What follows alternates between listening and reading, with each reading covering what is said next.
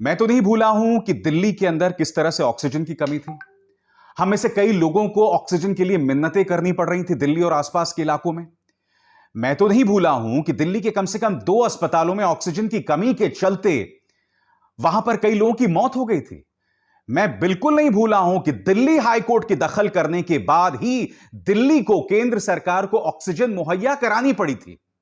और सबसे बड़ा सवाल, क्या दिल्ली के मुख्यमंत्री अरविंद केजरीवाल जानबूझकर ऑक्सीजन को लेकर एक संकट पैदा करेंगे जिससे लोगों की जान जाएगी? क्या भारतीय जनता पार्टी यह आरोप लगा रही है? क्या इस देश का कोई मुख्यमंत्री ऐसा कर सकता है जानबूझ के जिससे लोगों की जान जो है वो खतरे में आए, लोगों की जानें जाएं? मैं आपको बताता हूं मैं आपसे क्यों ये बातें कह रहा हूं। क्योंकि एक कथित तौर पर एक पैनल है सुप्रीम कोर्ट का, और कथित तौर पर इसलिए क्योंकि वो पैनल की रिपोर्ट अब तक किसी ने नहीं देखी है। इस पैनल में कौन कौन है मैं आपको पढ़ के सुनाना चाहता हूं। सुप्रीम कोर्ट के इस ऑक्सीजन ऑडिट पैनल में हैं एम्स के डायरेक्टर डॉक्टर रणदीप गुलेरिया, दिल्ली सरकार के principal home secretary Bhupendra Bhalla, Max health care के डायरेक्टर डॉक्टर संदीप बुद्धिराजा और यूनियन जल शक्ति मिनिस्ट्री के जॉइंट सेक्रेटरी सुबोध यादव।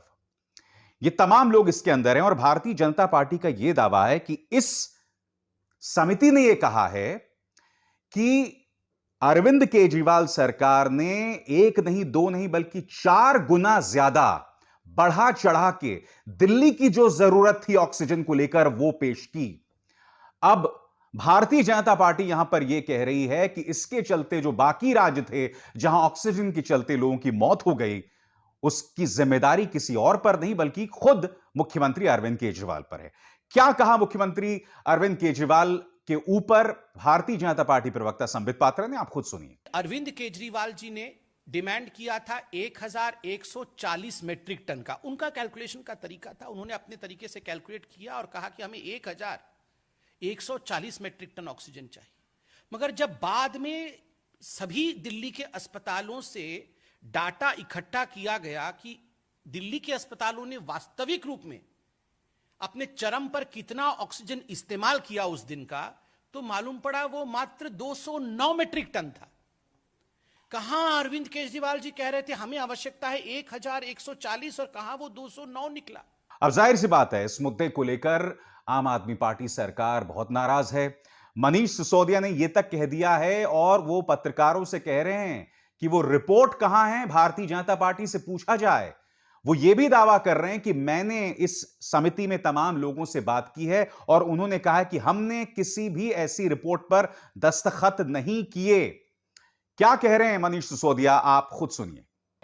मैं चुनौती देके कहता हूं कि रिपोर्ट लाइए। कहां है वो रिपोर्ट जिसको ऑक्सीजन ऑडिट कमेटी के सदस्यों ने अप्रूव किया हो और जिसको ऑक्सीजन ऑडिट कमेटी के सदस्यों ने साइन किया हो? लाइए वो रिपोर्ट कहां है। झूठ की इंतहा होती है, झूठ और मक्कारी की इंतहा होती है और भारतीय जनता पार्टी उस झूठ और मक्कारी के इंतहा पे पहुंच गई है, चरम पे पहुंच गई है।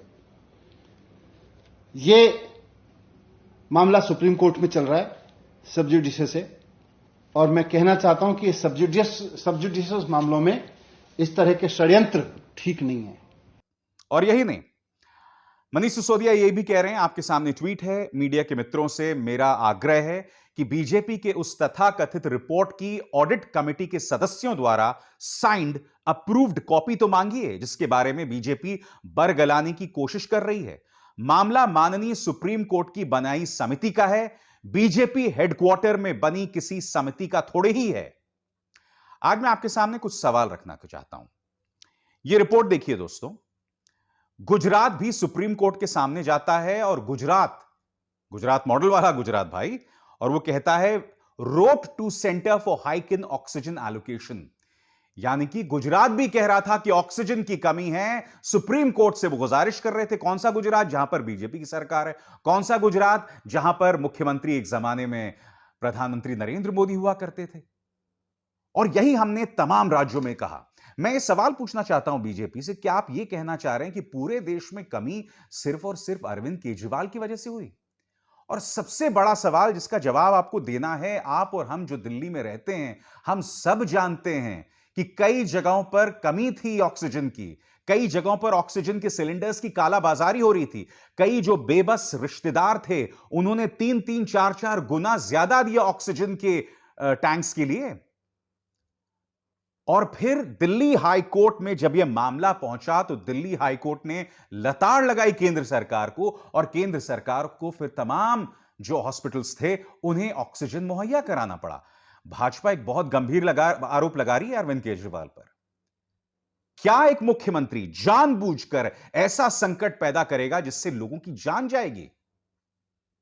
बताइए, क्या यह हकीकत हो सकता है? मैं उम्मीद करता हूं दोस्तों इसको लेकर जो तस्वीर है वो साफ होगी, पारदर्शी होगी, क्योंकि दिक्कत क्या है, इस सरकार के साथ कुछ भी पारदर्शी नहीं है।